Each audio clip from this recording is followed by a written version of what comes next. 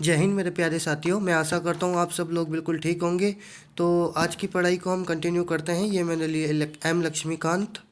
और मैं अभी इसका संसद वाला चैप्टर पढ़ रहा था, 22वां चैप्टर, जो कि मुझे ख़त्म करना है। अभी बजट बजट तक मैं पहुंचा था और आगे कंटिन्यू करता हूँ मैं बजट को। और जल्दी जल्दी मैं पढ़ने की कोशिश करता हूँ। आपको इस वीडियो में शायद आपको उल्टा दिख रहा होगा, लेकिन मेरी तरफ से एकदम बिल्कुल ठीक है, क्योंकि ये उल्टा मिरर पड़ जाता है। और तो जल्दी जल्दी पहले मैं अपना ये वाला सेशन अपना ख़त्म करता हूँ और एम लक्ष्मीकांत पूरी पढ़ता हूँ पहले जल्दी से। तो बजट सत्र को पढ़ते हुए काफ़ी ज़्यादा मेरे को अच्छा भी लग रहा था और काफ़ी ज़्यादा ये टफ भी लग रहा है मेरे को। मुझे पहले ये जो है एक बार वीडियो से समझना पड़ेगा, क्योंकि अगर मैं एक बार वीडियो से पढ़ता हूँ और दूसरी बार उसे मैं फिर किताब से पढ़ता हूँ तो वो मेरे लिए इजी हो जाता है। तो पहले मैं इसको पहले पढ़ना चाहिए था, लेकिन हालांकि मैंने पढ़ा नहीं, लेकिन अब मैं इसके जाने के बाद मैं पढ़ूंगा। फिर उसके बाद मुझे दूसरा सेशन भी कंप्लीट करना है, तो वो भी कंटिन्यू करते हैं। और ये मेरा दूसरा पार्ट 2 है ये व्लॉग चैनल का। तो प्लीज़ इसे सब्सक्राइब और लाइक ज़रूर कर लेना और बेल आइकन को भी ज़रूर प्रेस कर लेना। तो अब कंटिन्यू करते हैं इसका। और थोड़ी मेरी आपको आवाज़ थोड़ी भारी सी लग रही होगी, क्योंकि मुझे जो है काफ़ी ज़्यादा जुकाम और बुखार चढ़ा हुआ है। हालांकि फिर भी मैं जो है किसी भी तरीके से अपना जो है सेशन कंप्लीट करता हूँ। मेरे को 3 दिन से काफ़ी तेज़ बुखार था, लेकिन उसके बाद भी जो है मैं पढ़ रहा हूँ ताकि मेरा जो है सेशन कंप्लीट हो जाए। क्योंकि थोड़ी सी भी अगर स्टडी पीछे छूट जाती है तो ऐसा लगता है ना जाने कितने दिनों से हमने पढ़ाई नहीं करी है। तो ज़्यादा नहीं, लेकिन मैं थोड़ा ही पढ़ूँगा। फिर जैसे ही मेरी पूरी पॉलिटी ख़त्म होगी तो उसके बाद जो है फिर मैं अपने दूसरा सेशन जो है दूसरी किताब पे जो है स्विच हो जाऊंगा। तो अभी से कंप्लीट करते हैं जल्दी जल्दी। और यहाँ पे जो है मैं कुछ लिख रहा था संसद के बारे में ही, तो देख सकते हैं।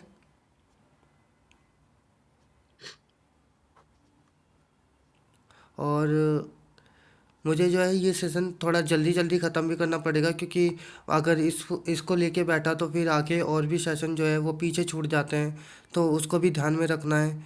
और क्लासेस भी पूरी लेनी है। और अब तो आंसर राइटिंग भी मुझे जो है शुरू करनी पड़ेगी, क्योंकि समय जो है बीतता जा रहा है। क्योंकि 2025 का जो है मुझे एग्ज़ाम देना है सिविल सर्विसेज का, तो इसका भी मुझे ख़ास ध्यान रखना पड़ेगा। और तो चलिए फिर करते हैं पहले सेशन को कंप्लीट, फिर उसके बाद मिलते हैं मैं आपसे थोड़ी देर में।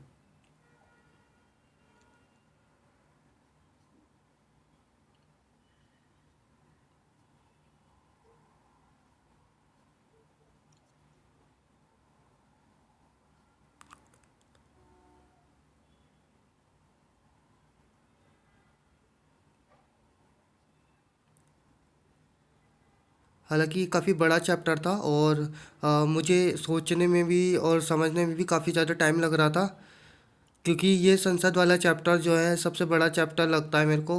और काफ़ी ज़्यादा थोड़ा सा बोरिंग, थोड़ा सा अच्छा, जहाँ मुझे समझ में आता है तो वो मेरे को लिए इजी हो जाता है और काफ़ी अच्छा लगता है पढ़ने में। लेकिन जब वो जहाँ थोड़ा सा टफ आ जाता है फिर उसका मन करता है कि या तो उसको वीडियो से समझा जाए, नहीं तो फिर उसे बात के लिए छोड़ दिया जाए। ऐसा ऐसी ऐसी फीलिंग आती है। तो अब मैं काफ़ी ज़्यादा बोर हो चुका था इसे पढ़ के। फिर मैंने एम लक्ष्मीकांत को छोड़ के फिर अपनी ज्योग्राफी को उठा लिया। ज्योग्राफी के नोट्स मैंने पढ़ना शुरू करा।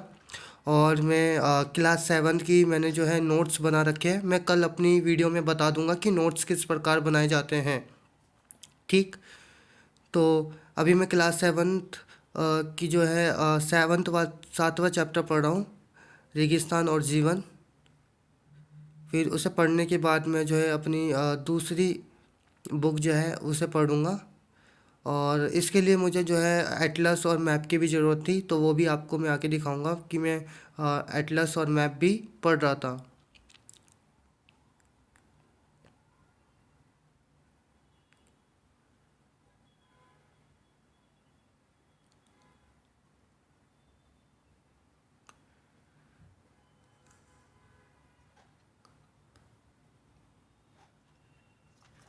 तो ये मैंने अपनी एटलस उठा ली है और स्टूडेंट एटलस है मेरे पास ऑक्सफोर्ड की।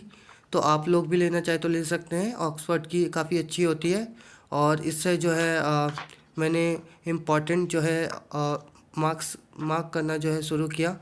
मैं जो है सहारा रेगिस्तान के बारे में इसमें जानकारी प्राप्त कर रहा था कि कौन कौन से जो है बाउंड्रीज टच करता है सहारा रेगिस्तान। और ये अफ्रीका में मिलेगा, उत्तरी अफ्रीका के अंदर, जिसमें आपको भी पता है कि चाड, ट्यूनेशिया वगैरह ये सब आते हैं इसके अंदर, अल्जीरिया वगैरह, और काफ़ी बड़ा रेगिस्तान है ये। तो इससे मैं मिलान करके देख रहा था कि कौन कौन सी सीमा जो है इस रेगिस्तान के साथ लगती है, ठीक। और उसके बाद ये भी देख रहा था कि उसके नीचे में कौन कौन सी बाउंड्रीज है जो टच करती है उसको। और एक एक चीज़ में जो है बड़ी बारीकी से ध्यान दे के काम कर रहा हूँ यहाँ पे। और जैसे ख़त्म होगा तो फिर आपको और भी चीज़ें बताऊँगा।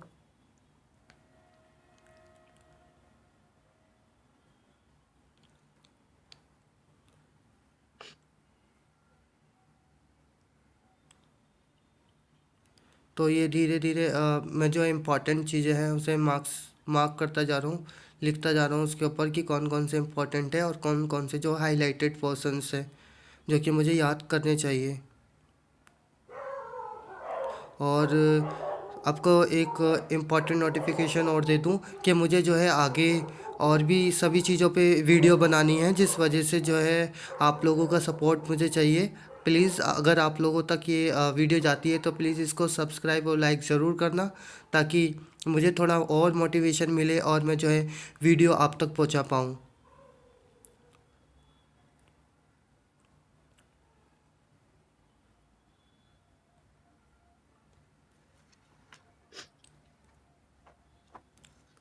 तो अब मैं अपनी ऑक्सफर्ड जो है रख देता हूँ, एटलस जो है, और फिर उसके बाद थोड़ा मैं आगे का जो है याद करने लग जाता हूँ, जो आगे के नोट्स है मेरे। फिर आगे के नोट्स करने के बाद जो है मुझे एक अपनी जो मैंने सुबह आंसर राइटिंग भी लिखी थी, फिर उसे भी पढ़ के देखना है कि ठीक लिखा है या नहीं। तो यहाँ देखो ये मेरा 7th चैप्टर जो है 7th क्लास का पूरा ख़त्म होने वाला है, एनसीईआरटी का।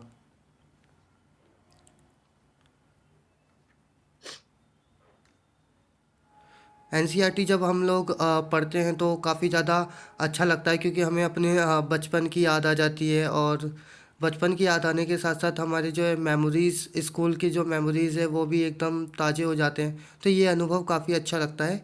और मैं तो कहता हूँ सभी को अपना बेस तैयार करने के लिए एनसीईआरटी पढ़नी ही चाहिए। जो लोग मना करते हैं कि एनसीईआरटी जो है बहुत ही बेस लेवल की है, तो उनकी ना सुने। और एनसीईआरटी करना बहुत ज़्यादा ज़रूरी है, मुझे भी ये महसूस होता है अब। तो इसलिए मुझे सारी अपनी एनसीईआरटी ख़त्म करनी पड़ेगी, चाहे जितना भी समय लगे, लेकिन करूँगा इसे ख़त्म। तो आप लोग भी अगर सिविल सर्विसेज की तैयारी करते हैं तो पहले अपनी एनसीईआरटी को अच्छी तरीके से पढ़ें, फिर एनसीईआरटी अच्छी तरीके से पढ़ने के बाद कोई भी स्टैंडर्ड बुक को उठाएं। तो अभी मैंने अपनी ज्योग्राफी का सेशन ख़त्म कर लिया है। फिर इसके बाद मुझे जो सुबह अपना आंसर लिखा था उस आंसर को मुझे चेक करना है कि ठीक लिखा था या नहीं।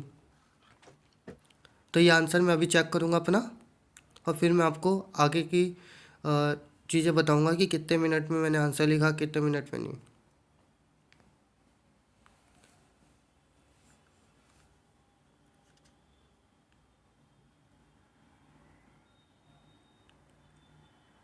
तो अभी यहाँ पे मुझे कुछ कुछ पॉइंट मुझे अपने आंसर राइटिंग में गलत नज़र आ रहे थे, जिस वजह से जो है मैं उसे हाईलाइटेड कर रहा हूँ। और याद रखूँगा कि कम से कम इसे अगली बार से जो है गलत नहीं करना है। और आपको आंसर राइटिंग के बारे में बताना चाहता हूँ कि अगर आपने बेसिक से एनसीईआरटी शुरू की है तो आप लोग जो है अपनी एनसीईआरटी को ख़त्म करने के बाद स्टैंडर्ड बुक को उठाएं। स्टैंडर्ड बुक को पढ़ने के बाद फिर जो है अपनी आंसर राइटिंग शुरुआत करें। एटलीस्ट अगर आप एक एक दिन में दो दो तीन तीन आंसर लिखोगे तो हो सकता है फिर आपकी जो आंसर राइटिंग में वो इम्प्रूवमेंट्स आने लग जाए। तो अभी मेरा जो है कैमरा काफ़ी ज़्यादा हिल रहा था तो उसे मैं ठीक करने लग गया। और ये कुछ कुछ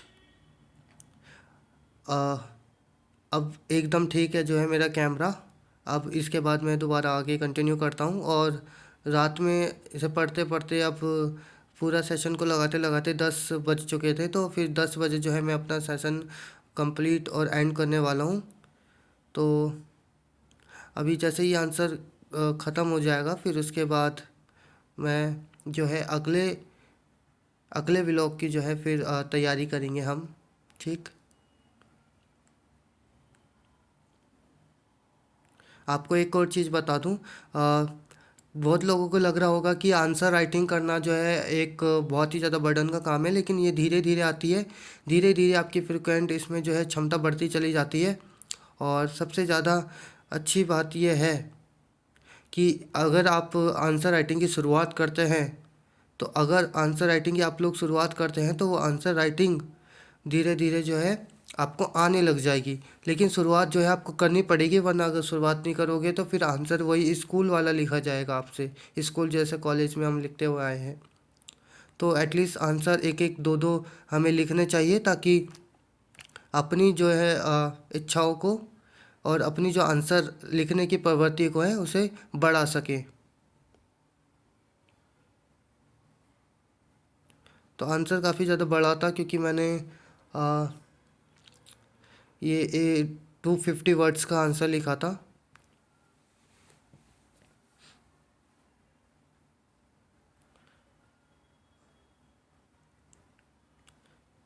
और एक आंसर जो है मेरा तकरीबन अभी 11 से 12 मिनट लग रहे हैं, किसी किसी में तो मुझे 14 और 15 मिनट भी लग जाते हैं।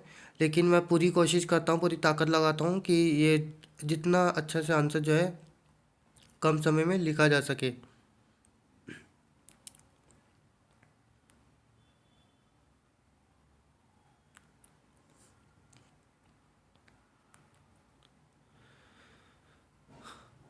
तो अब आंसर को लिखते लिखते जो है आप पढ़ते पढ़ते भी अब बहुत सारी गलतियाँ मुझे समझ में आने लगी थी। तो उन्हीं गलतियों को जो है मैं हाईलाइटेड कर रहा था, और हाईलाइटेड करने के बाद जो है अगली बार से ये गलती ना हो, तो इसका भी जो है मैं ध्यान रख रहा था।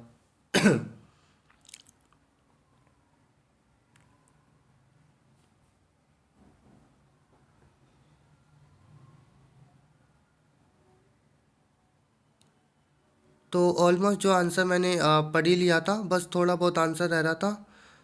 और आंसर लगभग एटलीस्ट ठीक ठाक रेंज में था। अगर नंबर देने हो तो 10 में से मैं अपने आप को 3 या 3.5 मार्क्स देना चाहूँगा, क्योंकि उस हिसाब से अच्छा एग्ज़ाम नहीं, मतलब अच्छा जो है आंसर नहीं लिखा था मैंने, नॉर्मल आंसर लिख पाया था मैं। और आंसर कैसे लिखते हैं ये भी मैं आपके साथ शेयर करूँगा। और जब तक के लिए जय हिंद, बाय बाय। फिर मिलेंगे अगली बार नेक्स्ट व्लॉग चैनल में। ठीक। नेक्स्ट व्लॉग जब भी आएगा तो आप लोग प्लीज़ उसे लाइक और सब्सक्राइब ज़रूर कर लेना। तब तक के लिए बाय।